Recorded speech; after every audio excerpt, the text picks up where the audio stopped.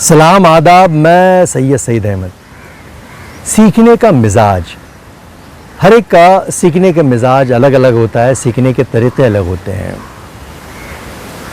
خلیفہ دوم حضرت عمر فاروق رضی اللہ تعالیٰ عنہ ہر انسان سے کچھ نہ کچھ سیکھتے تھے۔ وہ اونٹ والوں سے اونٹوں کے بارے میں معلومات لیتے، بکری چلانے والوں سے بکریوں کے تعلق سے سوالات پوچھتے۔ مطلب ہر اس شخص سے، جو شخص جس فیلڈ میں ایکسپرٹ ہوتا تھا، ماہر کہلاتا تھا، اس سے اس کے فیلڈ کے بارے میں معلومات لیتے، اس سے سوالات پوچھتے اور اپنی جانکاری کا اور اپنی معلومات میں اضافہ کرتے۔ موجودہ دور میں اس طرح کے معلومات لینے کو اسپرٹ آف انکوائری کہتے ہیں۔ یاد رکھیے، جو شخص جس فیلڈ میں کام کرتا ہے، اسے سوالات پوچھنے سے ہماری معلومات میں اضافہ ہوتا ہے۔ اس کی بڑی اہمیت ہے۔ جو اس کی اہمیت کو سمجھتے ہیں اور اس طرح کے سیکھنے کا مزاج بناتے ہیں، وہی ودوان، اسکالر، دانشور کہلاتے ہیں۔ وہی سب سے اپنا الگ مقام بنا لیتے ہیں۔ کئی بار ہمیں ایک عام آدمی سے بھی بڑی پتے کی بات معلوم ہو جاتی ہے۔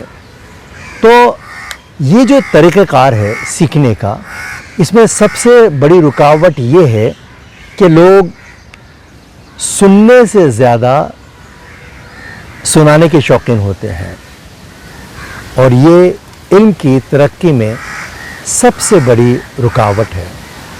میں اب تک کئی سفر کیا ہوں، بے شمار میں نے دورے کیے ہیں، اور میں ایز اے ٹرینر آپ کو بتاتا چلوں، سکھانے سے کہیں زیادہ میں ہر دورے میں کچھ نہ کچھ نئی باتیں عام لوگوں سے سیکھتے رہتا ہوں۔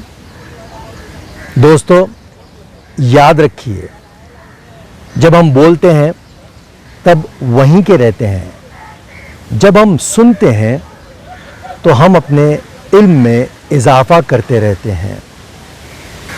صحیح سیکھنے کا طریقہ یہ ہے کہ ہم بولنے سے زیادہ سنیں وہ باتیں جو کام کی ہوتی ہیں۔ ہم جب کسی کام کے آدمی سے ملیں، ان سے سوالات کر کے ان کے کام کے بارے میں معلومات حاصل کرنے کی کوشش کریں۔